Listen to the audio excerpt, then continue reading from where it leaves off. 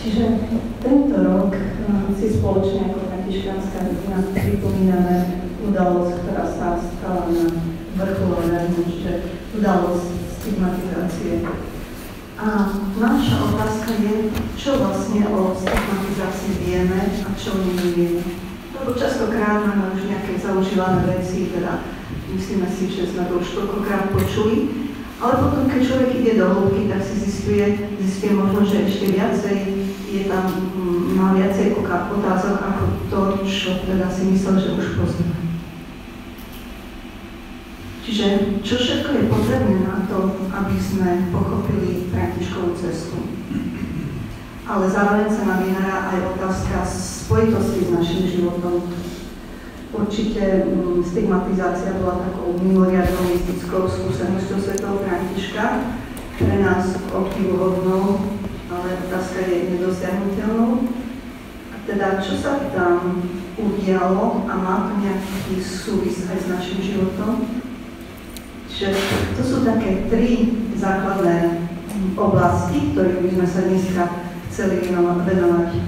Prvé budú dochované historické interpretácie udalosti stigmatizácie, teda čo o nej vieme a čo o nej nevieme.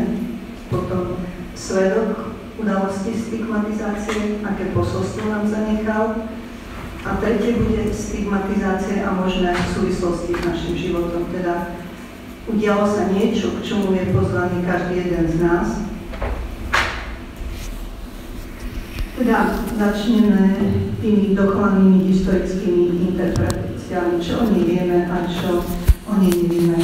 Tento rok, teda vieme, kde sa teraz nachádza, sa uskutočnilo veľmi veľa stretnutí, kde sa vyjadrovali odborníci v rôznych oblastiach, teológovia, odborníci na františkánsku spiritualitu, biblisti, psychológovia, lekári, každý z iného zorného uhlu pohľadu snažili sa zniesť trošku svetla do tejto udalosti. A bolo zaujímavé počúvať ich ústredy. A zároveň aj zisteniu, že sa tejto udalosti nevenovala dostatočná pozornosť. Že vlastne celé to skúmanie, alebo teda z tej stigmatizácie sa dostalo niekde na okraj záujmu. Popredí boli témy, ktoré sú také aktuálne pre súčasnosť ako bratstvo, evangelizácia, reholné sľuby. Čiže viac menej sa hľadali odpovede na bezprostredné ťažkosti a súčasné problémy. Aj keď uvidíme neskôr, tá stigmatizácia je veľmi aktuálna, čo sa týka aj takého toho osobného hľadania a prežívania každého človeka. Teda, prvé čo, aj keď teda sa pristupovalo k skúmaniu tej udalosti, bolo pozrieť sa na nej, čo o tom vieme, čo nám o tom povedal svätý František v jeho spisoch. František je vlastne prvý ten, ktorý by k tomu mohol povedať, čo sa tam vlastne udialo. A keď si pozrieme jeho spisy, tak zistíme, že v jeho spisoch sa nikde o tom nehovorí. František nikdy nehovorí o svojej stigmatizácii, o stigmách, čo sa týka samozrejme aj udalosti, ktoré sa udiala San Damiano, pretože František mal takú teóriu, že tie veci, ktoré mu zjavil Pán, si nechával pre seba a hovoril to len svojim blízkym priateľom. Čiže aj to, čo vieme, bolo len z rozprávania jeho blízkych bratov a Kláry. Ale predsa niečo existuje, čo máme priamo od Františka, a to je kartula. Aj keď tam nie je od Františka napísaná žiadna explicitná poznámka, že toto sa stalo na Laverne, ale z tej rubriky, ktorá je hore napísaná takým malým červeným písmom, ktorú napísal brat Leo, je jasné svedectvo toho, že tento lístok vznikol na hore Laverne A aj to, čo sa tam v krátkosti je opísané, čo sa tam udialo. Je tiež pravda, že František tento listok nenapísal preto, aby teda chcel doložiť nejakú skúsenosť. Máme ho len kvôli tomu, že Leo mal v tom čase nejaké problémy a František sa mu chcel pomôcť. Čiže bol to viac menej zásah prozreteľnosti ako nejakej túžby teda zapísať ten mimoriadny zážitok. Čiže František dostáva verný Pánovu tajomstvu, ktoré chcel žiadlivo zachovať alebo žiadlivo chrániť. Teda, čo sa môžeme my o tejto stigmatizácii dozvedieť? Budeme musieť zájsť do životopisov svätého Františka. Hneď úvodom si musíme povedať, že tieto životopisy sú viac menej patria do hagiografickej literatúry, čiže sú to životopisné diela, kde je svetec viac menej ukazovaný ako vzor svetosti, teda pozvaný, vlastne ukázaný veriacim k nasledovaniu a nezaoberá sa tak veľmi historickými faktami. Čiže viac menej sú to už také trošku interpretácie toho, čo sa tam stalo. Prvú zmienku, ktorú vôbec máme o stigmatizácii, vychádza z listu brata Eliáša, kde informuje v roku 1226 o úmrtí svätého Františka.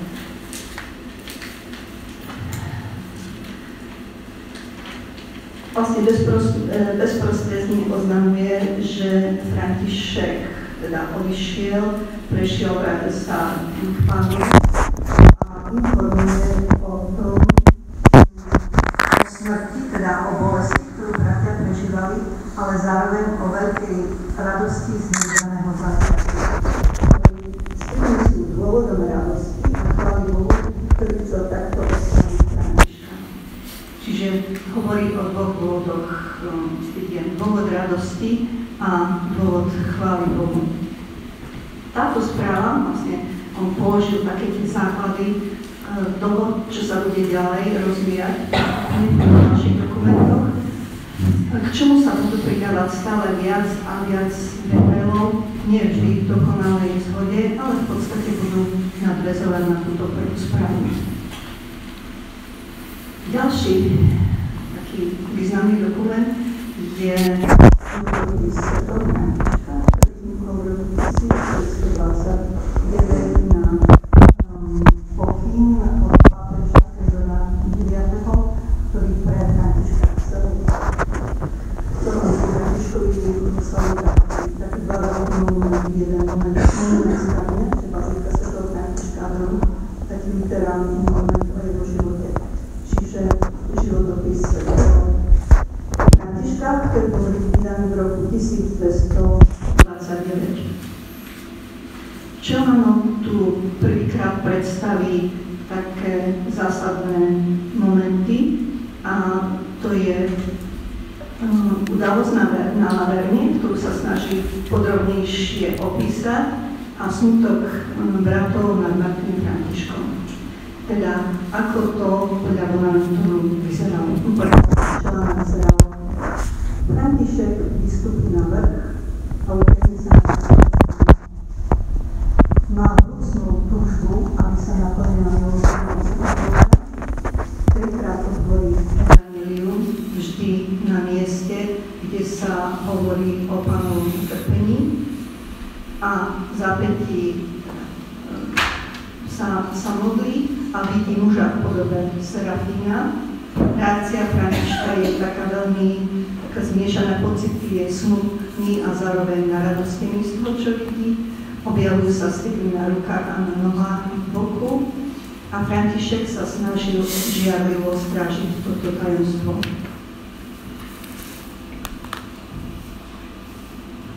Čiže toto je taký jeho rekonštrukcia, teda ako to prebiehlo. A teraz hovorí o význame stygieny. použil tu veľmi pekný text, ktorý je nám známy o tom, ako veľmi túžil po Ježišovi. Ježišom sa veľa zaoberá, Ježiša myslí v srdci, Ježiša mal v ústach, Ježiša v ušiach, Ježiša v očiach, Ježiša v rukách, v celom tele. A teda význam je zahrnutý v tomto odstavci, kde hovorí: a keďže vo svojom srdci stále ukrýval a uchovával obdivuhodnú lásku ku Kristovi Ježišovi, a to ukrižovanému, zaslúžil si, aby ponad ostatných ľudí bol vyznačený významným znamením toho, na ktorého bol vytržený nadeje. Čiže článok nám hovorí o stigmách ako o nejakej zásluhe, Františkovej zásluhe. Teda, že ten, ktorý naozaj sa tak veľmi zaoberal Ježišom, si zaslúžil toto v určitom zmysle takéto mimoriadne vyznamenanie. V druhom životopise spomienka, ktorý je nazvaný spomienka, po ktorej túži duša v roku 1247, sa už nejako podrobnejšie nevenuje stigmám, len v epizóde Kríža zo San Damiana v podstate spomína, že je to tam, kde sa vlastne František stretol s krížom a vlastne to jeho poznávanie a nesenie kríža vyvrcholilo na vrchu Laverna. Čiže len doplňa ten svoj opis, ktorý používal v prvom životopise, a potom pridáva nejaké tajúplné vyjadrenie o tom, čo František počul.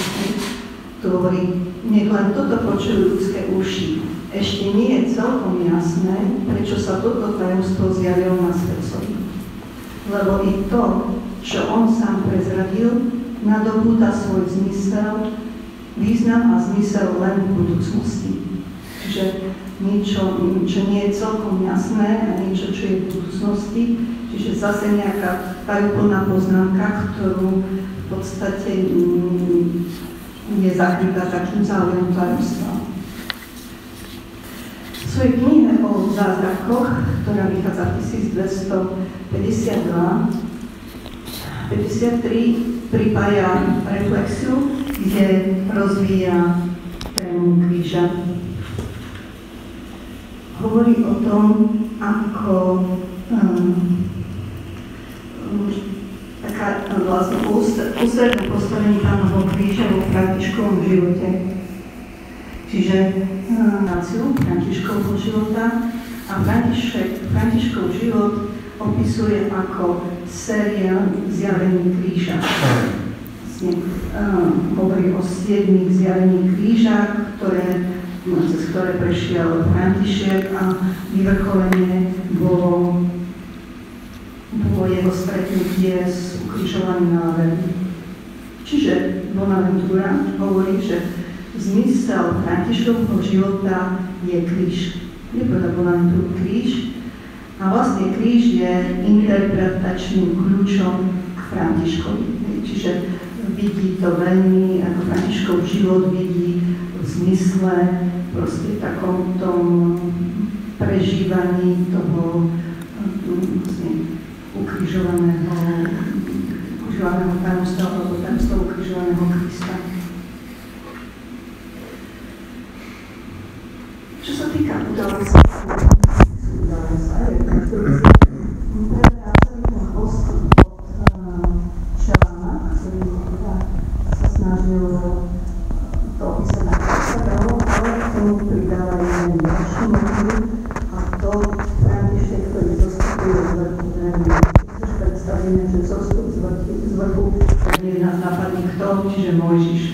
nový Mojžiš.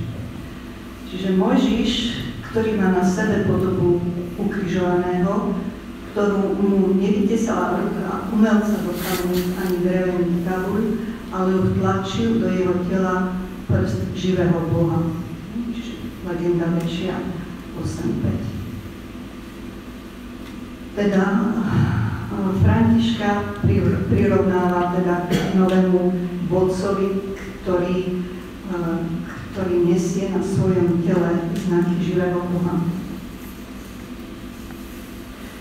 Ďalší taký zaujímavý moment, ktorý Bonaventura vkladá do udalosti stigmatizácie, je vlastne stigmatizácia bola potvrdením čoho? Vlastne potvrdením právosti Františkovho života, teda ako pečať na tú autentickú skúsenosť, ale nie len na svetosť a dielo Františka, ale ešte o čo ďalej na teda právosť ich reguly a ich rádu. Keď Boh vyznačil Františka tými stigmami, znamená, že tá jeho skúsenosť bola autentická a teda aj to, čo on založil, rád a regula, teda sú autenticky a priamo potvrdené od nich. Čiže Bonaventura reaguje na tie problémy, ktoré sa v tom čase veľmi ostro teda vyhrotili proti žobravým rádom, teda proti františkanskému rádu a jedno ako z argumentov právosti a dôvodu ich existencie hovorí, ale náš zakladateľ dostal priamo od Boha pečať na svoje telo, že teda náš rád je pravý. Čiže vidíme, jak tie interpretácie sa tak akože posúvajú ďalej. V čom on vidí význam, myslím, Bonaventura? Hovorí tu o serafínskej túžbe, plamen serafínskej túžby ho uchvácoval do Boha a v cít ušľachtilej spoluúčasti na utrpení ho premínal na toho, ktorý pre svoju nesmiernu lásku chcel byť ukrižovaný. Čiže hovorí o túžbe, o spoluúčasti na utrpení a jeho známe slova láska premienia milujúceho milovaného, ktoré Bonaventura ako práve vsadzuje do tejto udalosti stigmatizácie a hovorí, že vlastne stigmy bolo dosiahnutie takej mystickej vznešenosti, čiže posúva celú tú udalosť stigmatizácie do takej tej vysokej mystickej úrovni.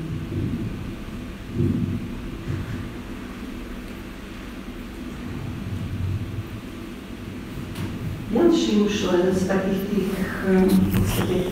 posledných dokumentov, ktoré sú pomerne blízko času od stigmatizácie, ale už dosť neskôr dokument sú Kvietky, ktoré boli zozbierané v roku 1380 až 1396. Tam vidíme, jak jak sa vlastne Františkovi vkladá do ústa modlitba Bože, ktože si Ty najsladší môj Bože a kto som ja, biedný červík a tvoj neužitočný sluha. Čiže tu vidíme, že v podstate to, čo niekedy sa hovorí, že František sa teda modlil túto modlitbu na hore Laverna, je modlitba, ktorá vlastne prichádza až koncom 14. storočia. Čiže nie je to niečo, čo sa teda traduje v tých skorých obdobiach od udalostí na Laverne. Čiže toto sú tie rekonštrukcie, ktoré nám ponúkli oficiálne životopisy. Teda, čo nám hovorí ako o zásluhe Bonaventura v tom vidí mimoriadnu mystickú skúsenosť a také vyznamenanie svätého Františka. Skúsme sa pozrieť do neoficiálnych životopisov.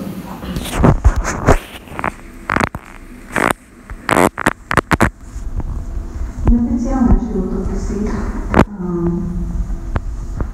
nezvykli na pokyn niektorých cirkevných hodnostárov ani na poverenie vedenia rádu, tak ako to bolo u Bonaventuru, ale vznikli na základe takej potreby na tých prvých spoločníkov Františka doplniť to, čo nenašli v oficiálnych životopisov. Takže máme pred sebou tieto 4 dôležitejšie špeciálne životopisy. To bol Perovský anonín, Legenda troch spoločníkov, Asijská kompilácia a Zrkadlo dokonalosti. Môžeme hneď na tieto dokumenty a povedať si jednu vec. Perovský anonín, teda spis, ktorý vzniká v roku 1240-41, hovorí o, venuje stigmatizácii 2 riadky. To je všetko, čo povie stigmatizácii. Legenda troch spoločníkov, ktorá vznikla v roku 1226, venuje stigmatizácii jedinú malú spomínku na necelej strane a to je celá prebratá očelana. Čiže viac menej, ako keby sa k tomu nechceli vyjadriť. Potom máme asijskú kompiláciu z roku 1295, ktorý je dôležitý dokument, pretože sa predpokladá, že jej zostavatelia boli Leopoldín a Angelo, teda Františkovi bratia. Je tam tiež jediná malá stránka, kde sa trošku dotýkajú stigmatizácie a vlastne všetko, čo je tam, čo pridávajú k tomu, je vtáčí spev na privítanie Františka, ktorý prichádza na Lavernu. Zrkadlo dokonalosti, ktorý podáva obraz brata alebo dokonalého brata, ktorý vlastne opisuje Františkové cnosti, na prekvapenie stigmatizáciu vôbec nespomína. Čiže sme v roku 1318 a stigmatizácia úplne sa vytratila.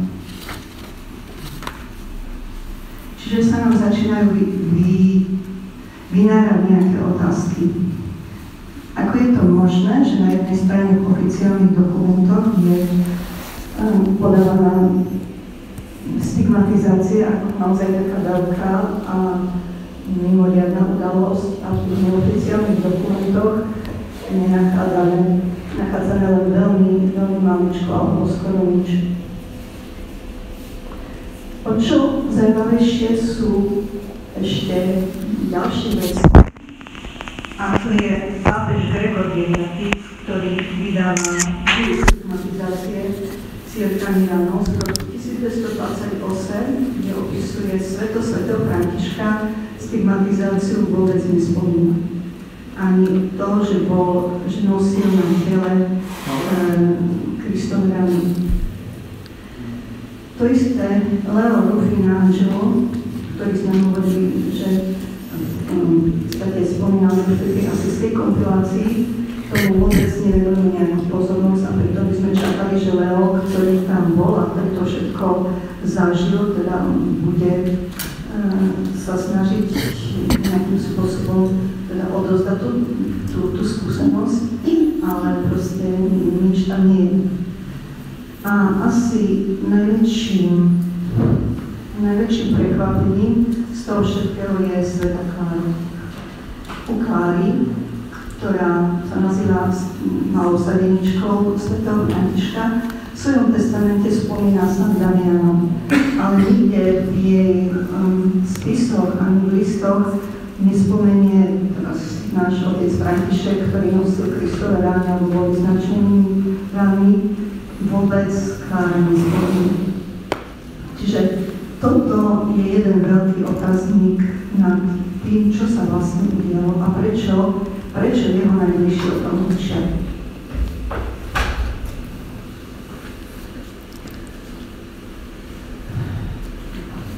Snažili sa dávať odborníci nejaké hypotézy, prečo sa k tomu jeho najbližší nevyjadrili, alebo prečo dostali ticho. Tak hovorí, že napríklad v legende troch spoločníkov a Perovský anonín vlastne sa zaoberajú výlučne prvými rokmi Františkov, takže tutaj teda možno, že stigmy, keďže boli také komisii, z toho vylúčili. Čo sa týka asijskej kompilácie, tam sa uvažuje, že v podstate písali to, alebo zostali to bratia, ktorí žili spolu s Františkom a ktorým bol veľmi cudzí obraz, ktorý sa podal o Františkovi. Lebo keď sme videli Čelana alebo Volanturu, tak vlastne František bol predstavený ako taký duchovný velikán, ktorý silou evanjelia robil zázraky, uzdravoval a oni Františka poznali celkom inačej. Jeho bratia hovorili o Františkovi ako o človeku, ktorý bol krehký, slabý, citlivý a proste v žiadnom prípade nie taký sebavedomý, ako bol podávaný. A snažili sa práve v tej asijskej kompilácie podať obraz Františka tak, ako ho poznali. Čiže a tým pádom aj obraz bratského života pokorného, skromného a málo zázračného. Čiže tým ako by chceli povedať, že vlastne ten model svetosti, ktorý sa podával o Františkovi, alebo tým, kto skutočne on bol a to, čo prežil, sa môže v podstate ten mimoriadny jav, ktorý boli stigmy, pridal len veľmi málo. Pretože pritom sa riskuje, že sa svojou zázračnosťou vlastne celý ich model života postaví do nejakej úrovne, ktorá sa úplne vyhýba tej jednoduchosti a skromnosti života. Aj keď je určite nesporné, že vždy ten otáznik dostáva prečo v podstate zostalo taký dôležitý fakt zamlčaný práve jeho najbližšími ľuďmi, ktorými bol František obklopený. Čiže už táto samotná skutočnosť nám začína niečo naznačovať. Čo sa tam vlastne stalo?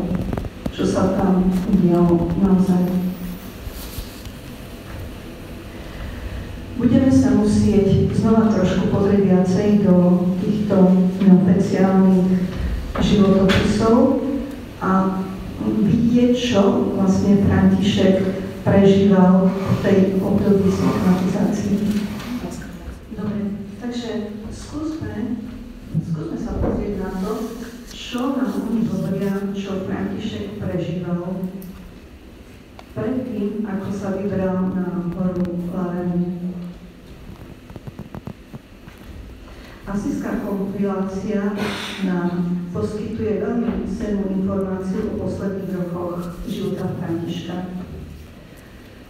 Hovorí o tom, že František, keď sa vrátil zo Svätej Zeme za 1220, zažil veľmi silné duchovné, ale aj telesné pokušenie. Hovorili, trvalo to takmer 2 roky. Bolo to v čase, keď sa zdržiaval pri Policunkovať. Hovorí, veľmi trpel vnútorne na duchu, ale aj telesne na vonok. A hovorili, že stav rozrušenia bol taký vážny a hlboký, že v ňom spôsobil dokonca odmietanie blízkosti iných. Povedali, František sa občas bránil aj spoločnosti bratov. Teda čo na Františka nebolo typické, pretože práve on toto bratom častokrát hovoril, že teda keď sú smutní alebo keď ich niečo trápi, najprv sa majú zbodiť a potom prísť naspäť do bratstva, ale keď on sám sa začal strániť, to znamená, že to bolo niečo, čo Františka teda už pomaly začalo prekračovať. Trpel telesne.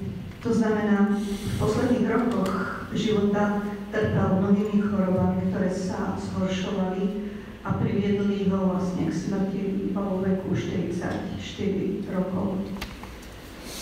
Františkové zdravie nikdy nebolo silné. Bratia hovorí o ňom, že mal slabú a krehkú telesnú stavbu A keď strávil čas vo väzení v Peruči, tak vlastne získal takú ťažkú chorobu, ktorá sa potom na ňom odrazila na celý život. A takisto život pokánia spôsobil to, že mal vážne problémy, ako píše vlastne kompilácie, s pečenou, slezinou a žalúdkom. Do toho treba pripočítať aj cestu k Svätej Zeme, kde sa vrátil s problémami s nohami, nemohol poriadne chodiť a ešte dostal aj vážnu chorobu očí. Čiže hovoria, že jeho zdravie bolo jeden z dôvodov toho, že sa musel zrieknúť vedenia rady. Nebol jediný, ale bol jeden z tých dôvodov, pretože bol chorý a naozaj nevládol. V tomto období sa stiahol do kláštoriku, do takej malej obydlia jedného pri kláštore San Damiano a tam tiež asijské kompilácie nám prináša vlastne to Františkové také vnútorné prežívanie, ktoré zrejme musel bratom hovoriť. A hovoril o tom, že proste ako počas tých nocí, koľko pochybností trápilo jeho dušu. Vlastne opustil všetko, opustil svoj život v mladosti, kde bol v centre pozornosti, aby skončil v takomto stave, proste úplne telesne na kraji. Raz v noci uvažujúc o tom, koľké trápenie musí znášať, premohol Františka pocit ľútosťou nad sebou samým. V chorobe sa človek vystavuje riziku, že celý svet sa zredukuje na svoje potreby, na vlastné telo s jeho strachom a neistotou. A vlastne Františkovi sa začínajú vynárať otázky. Stalo to za to? Pomýlil som sa? Žil som nejaký nereálny sen? Čiže to bola prvá taká rana, ktorú František prežíval. Druhá rana nebola ľahšia. Bola to rána spôsobená, nie jedna, ale séria rán spôsobená ťažkými vzťahmi, ktoré vládli medzi Františkou a vedúcou skupinou bratstva. Týkala sa to spôsobu, ako žiť ich povolaní. Teda žiť medzi chudobnými, zdieľať ich osud, po čom tužil František, život jednoduchosti a pokory, alebo vlastne reagovať na to, čomu ich vyzývala inštitucionálna cirkev, čiže viac usadenejší spôsob života a viac klerikálne nastavovaný.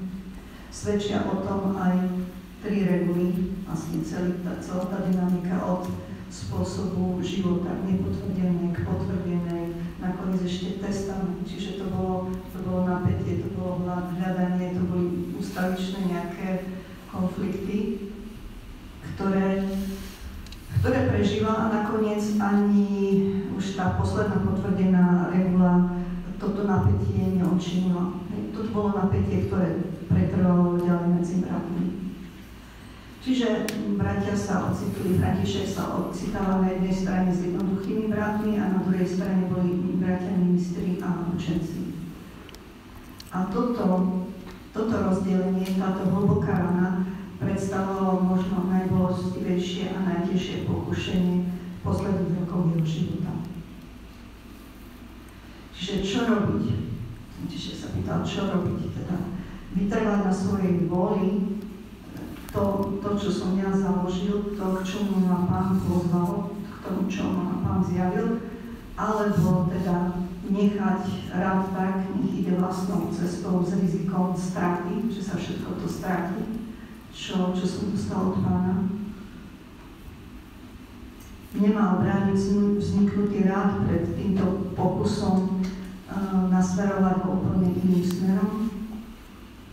A toto boli vážne pokušenia duše a tela, ktoré lámali jeho srdce a mysel.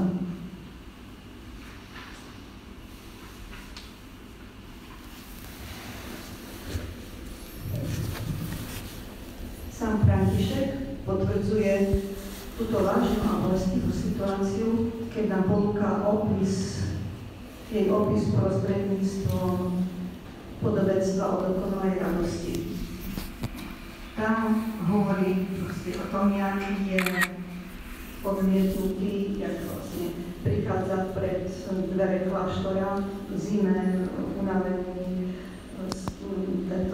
so zranenými nohami a je odsunutý od bratov a vlastne od vyhnaných kláštora. Čiže máš povedané, že otvorená rána, ktorá vznikla od zatvorených dvier pod slnkom. Teda niečo, čo František prežíval, čo zažíval a čo bol teda bolo.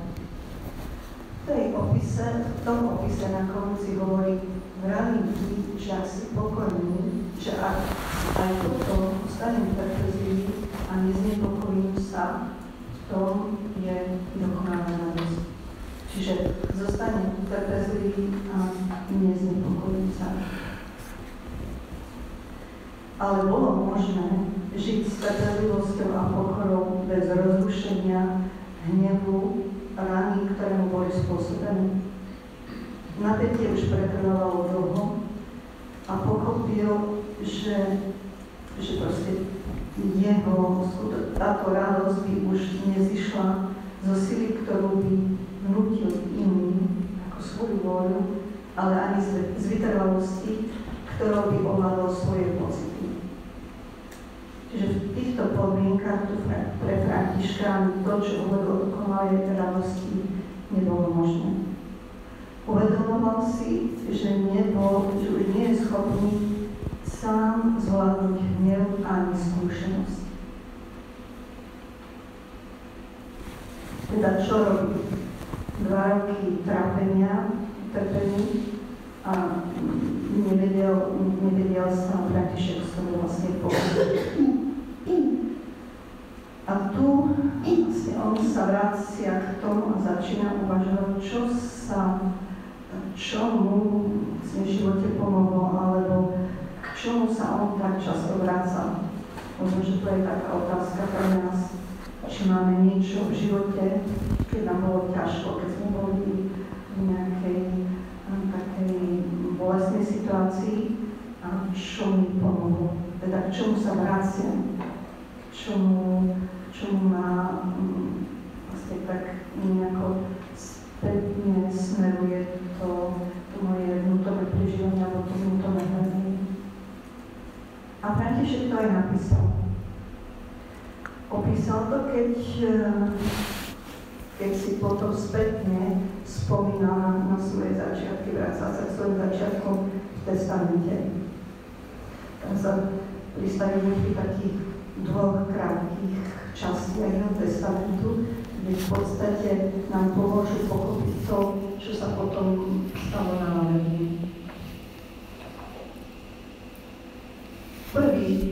Prvé také jeho spomienka bola na malomocných. Svoj testament začína s slovami: Pán dal mne zaklad Františkovi, aby som takto začal konať pokánie. Keď som bol hriechov, zdalo sa mi príliš trpké byť malomocný. A sám Pán ma zaviedol medzi nich a preukázal som mi milosrdenstvo. A keď som odchádzal od nich, to, čo sa mi zdalo trpké, premenilo sa mi na sladkosť duše i tela.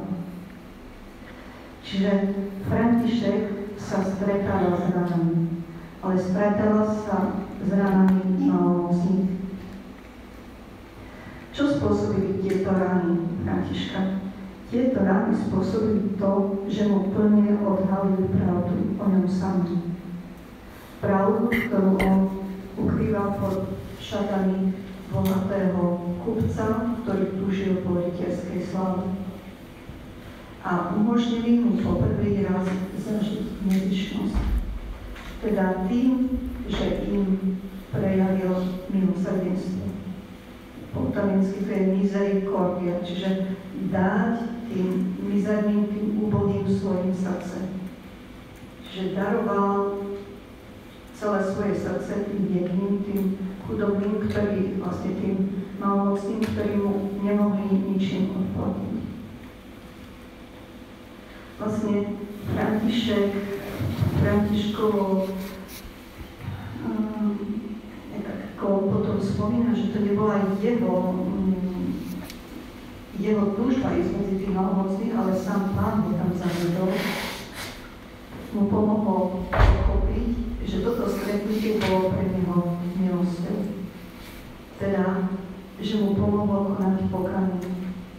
Čo znamenalo podľa Františka pokánie? To znamenalo, pokánie nemalo morálny význam, teda, že sa prekročili tie Božie prikázania, ale význam existenciálny. Teda, že predtým všetko smerovalo na Františka. Kristus bol taký malý univerzum, jediný smer bol k nemu. A pokánie znamenalo, že František bol schopný výjsť zo seba a k tým druhým, a nielen výjsť, ale darovať im kúsok do seba, darovať im svoje srdce. A toto vlastne pomohlo odhaliť pravdu o sebe. Že rány druhých, ktoré mu pomohli pochopiť, čo je v ňom samom. Vlastne to bola tá horkosť, ktorú on potom hovorí, že sa mu premenila na sladkosť. Čiže pokánie ísť od seba k druhým a si tomu darovalo potom slobodu. Darovalo mu to pohľad do hĺbky, aby sa dozvedel, do svojej vlastnej hĺbky, aby sa dozvedel, čo sa tam skrýva. Pokračuje ďalším textom.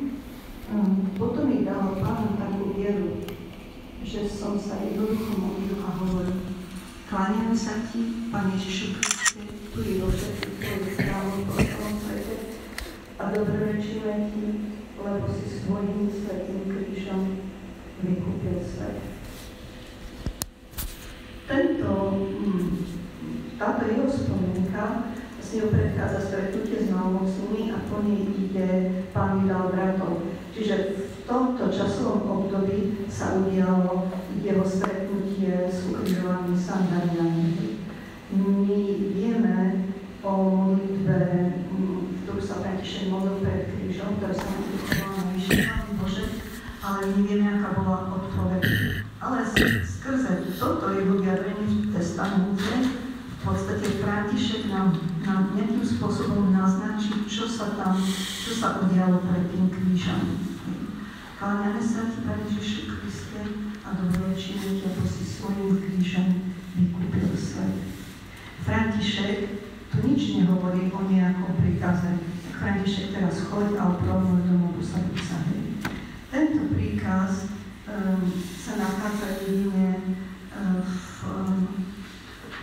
legende troch spoločníkov, ale nikde inde. A keby sa to bolo udialo, tak František to tam určite uviedol, pretože ďalej v testamente hovorí: a Pán mi zjavil, aby sme sa pozdravili takto, Pán mi ďalej v pokoji. Čiže keď mu Pán Boh zjavil pri kríži, že chodil pravodom, určite tam bolo napísané. Čiže to, čo sa predpokladalo, čo Františka zasiahlo Sandarianu, neboli slova z kríža, ale boli to slova kríža. Čiže je to viac menej to, čo je v prvom liste Korinťanom 1:18. Čiže slovo kríža je vlastne pre tých, ktorí idú do záhuby, ale pre tých, čo sú na ceste spásy, teda pre nás je Božou mocou. Čiže v podstate to, čo on nachádza pred krížom Sandariana, alebo kríži Sandariana, je slovo kríža.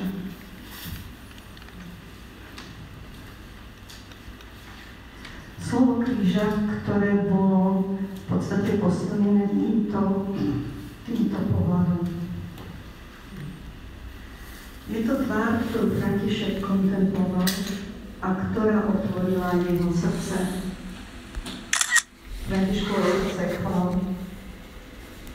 Pretože keď sa pozrieme na tvár Krista, kam kam pozerá Kristus na tomto kríži. Kam má opretý pohľad? Dole? Hore, Otcovi, že Kristus pozerá na Otca. Čiže on vlastne ako keby komunikoval, František vnímal tú komunikáciu medzi Kristom a Otcom, čiže Kristus tam otvoril bránu k Otcovi. Kristus na novo pozýval alebo voviedol do spoločenstva lásky s Otcom. Čiže mu na novo daroval srdce, prejavil milosrdenstvo. To znamená vykúpil, nie v zmysle, že niečo odčinil, ale vykúpil, že v zmysle, že otvoril na novú bránu k Otcovi. Čiže to bola tvár, to bol pohľad, ktorý vo Františkovi zostal celý život a ktorý, keď uvidíme neskôr, sa bude priebežne vrácať a on bude o ňom, keď bude dávať rady, bude práve písať o tomto pohľade. Keď pozrieš do jeho očí. Proste to boli oči, bola pohľad, ktorý Františkovi zostal silno zafixovaný v srdci, až tak, že vlastne sa bratia mali modliť každý deň Otčenáš a práve túto modlitbu. Lebo on tam proste vlastne Kristus nám tým krížom na novo otvoril bránu Otcovi. Preto je tam Otčenáš a preto je tam vlastne Otec aj v tom kláňaní sa ti Kriste.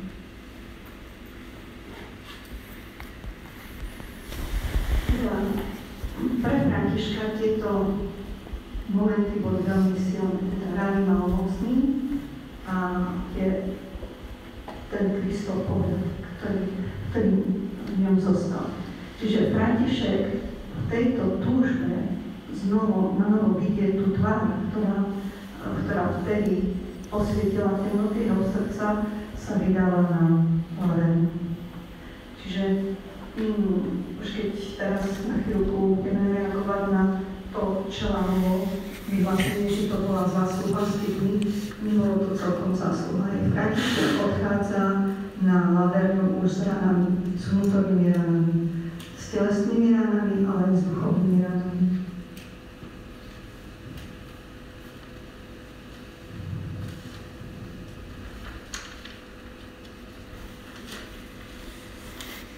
A tam sa udialo niečo, čo Leo zaznamenal na tomto malom papierku.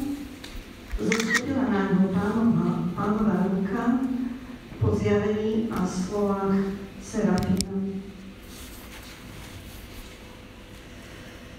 Čiže hovorí o tom, že svetec mal dvojitý zážitok. Videl a počul. Niečo, čo zachytil zrakom, ale aj niečo, v ktorom bol odkaz, pre neho odkaz. Zostúpila na neho Pánova ruka. František hovorí, že to bol taký dotyk, vlastne Leo komentuje, bol to taký dotyk s jemnosťou v pohľadení. Vlastne to slova Ezechiela 3:22, ktoré používa na opis toho, čo sa tam udialo. Čiže pohľadenie a utichol slov, ktoré prenikli do jeho srdca. A vlastne tu sa začína diať ten zázrak tej premeny, ten jeho vnútorných rán, ktoré sa objavili aj na vonok. Jak hovorí Tomáš Čelana, František mal zmetené pocity, bol to údiv a nadšenie a veľmi živo vnímal ten nádherný pohľad. Čiže znova zažil to, čo zažil sám Damiani. Ten pohľad krásne a nežne otvorených očí, kde znova videl Ježiša, ktorý zraží na tvár Otca. Že na Laverne znovu počul slova kríža. A tak sa tieto rany stali pre neho ranného srdca. Pretože František pochopil, alebo v tom videní pochopil, že tie rany, ktoré videl, boli rany vydanosti, ktorý sa Kristus naplno vydal Bohu, naplno vydal Otcovi a naplno vydal bratom. A tie jeho rany, ktoré František v sebe nosil, ktoré boli jeho takým trápením, sa po stretnutí s Kristom František bol schopný ich nechať prevediť na to, že ich sa naplno vydal, naplno ich nechal ako dar bratom. Ako to, čo robil Kristus na kríži. A tento moment tej premeny z tých vnútorných zranení na zranenia vydanosti, ktoré boli slobodné, darované z lásky, spôsobil tieto znaky, ktoré boli znaky prináležnosti Kristovi. Ako hovorí tam, že František to nečakal, ale v podstate to bolo potvrdenie toho dokonalého splynutia s Kristom, zjednotenia s Kristom. Tie vnútorné rany na slobode prijaté a darované ako dar pre bratov. A bola tam ešte aj druhá časť. To, čo vidíme, tú tváru krížovú, ale bolo tam aj to, čo počul. A čo počul? To, čo to videl, to videli, že bolo možné zrekonštruovať cez Čelana a potom aj cez tú chatu, ale čo počul, o tom nikde nie je napísané, čo počul, ale môžeme sa trošku k tomu priblížiť, keď si sa pozrieme na tento malý listoček, na túto chatu, ktorá je takejto veľkosti, 10x11 metrov. A František na túto zadnú stranu napísal chvály. Sú to chvály, ktoré nie sú nejako spájane, len ty, akože proste, keď niekto chce v rýchlosti niečo zapísať, čo počul, čiže sa predpokladá, že pravdepodobne to mohlo byť niečo z toho, čo František počul. Že to neboli jeho, čo napísal, ale niečo, čo on pri tej komunikácii počul a čo si chcel nechať len pre seba. On to listoček si napísal najprv pre seba. Čiže on mohol počuť niečo práve z tej komunikácie, keď sme hovorili, že on v tom podali videl tú bránu, ktorú Kristus otvoril k Otcovi, ako keby tú komunikáciu medzi Kristom a Otcom. Ty si krásna, ty si nádhera, proste on to chcel rýchlo zapýtať, čo si pamätal z toho. Čiže sa predpokladá, že František tam zachytil niečo z toho, čo mohol počuť pri tej stigmatizácii.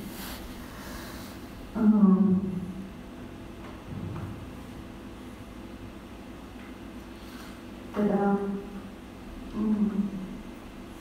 František na tento pergamínik si chcel nechať ako takú tú spomienku, aby to vzácne, čo mu znova dodalo zmysel života, čo mu znova navrátilo to, čo si myslel porciou, ktoré si čo strátil. Čiže práve radosť, ktorá sa stala adoráciou a požehnaním, teda chválou a vďakou. Teda, keby sme si tu chceli zhrnúť tú prvú časť, tak môžeme povedať, že František, tak ako bol interpretovaný, že to bola jeho zásluha, vidíme, že nebola to jeho zásluha. A takisto bola natura, keď hovorí o nejakej vysokej mystickej skúsenosti, určite to stretnutie s Kristom bola skúsenosť, ale bola to niečo, s čím on už prichádzal na tú arénu v ktorý už s tými ranami na tú modernu prišiel a ktoré boli premenené proste na Kristom, premenené na Františkovo slobodné odovzdanie toho, s čím sa on trápil. Pretože František musel nejako vlastne aj to jeho trápenie mu odkrylo to jeho vnútro, prečo on sa tak trápil s tým, čo sa dialo v ráne. Pretože ako on dostal od Pána to zjavenie duchovizmu, ale na druhej strane nebol schopný ako pustiť z rúk. Nebol schopný, keď sa narodí matka, keď sa narodí dieťa v určitom období, musí to dieťa nechať ísť sám, hej, aj keď spadne, keď sa pomýlia, keď proste musí ho nechať samého. Pre Františka urobiť toto oddelenie od toho jeho daru, ktoré dostal od Pána, bolo veľmi ťažké. Proste. A nádherne, vlastne po tom, čo zviadol Kristov tvár, on to bol schopný urobiť. On bol schopný proste nechať slobodu rádu a vlastne tým získal aj vnútornú slobodu. Vlastne aj tie všetky rany vlastne daroval bratom, tak ako to robil Kristus. Kristus vlastne na kríži nám dal ako dar per, po taliansky to ešte krajšie, per dono, ako dar. Čiže my to hovoríme odpustiť, niečo pustiť, nedržať viacej v rukách. Čiže František bol schopný pustiť z rúk to, čo dostal od Pána, nechať slobodu rádu a tým pádom sa mu zradila aj tá jeho vnútorná sloboda. A vlastne to bolo vďaka tomu, čo zažil na začiatku, sa dajú skrze tú povedať na slovo kríža, do Kristovej tvári. Čiže v tom bol zázrak Františkovi z tých premena, z tých jeho vnútorných na tie vonkajšie skrze Kristovu milosť, Kristovej lásky, ktorý mu prijavil milosrdenstvo. Čiže mu na novo dal srdce tá vydanosť, ktorú on videl a ktorú v podstate František takým spôsobom teda vydal to, čo naplno, čo mal svojom vnútri. A toto vlastne Kristus označil ako prináležnosť, to je to, čo to mi patrí, teda ty, ktorý patríš. Dobre, tu by som ukončila tú prvú časť, a potom by sme sa vrátili ešte v tej druhej časti.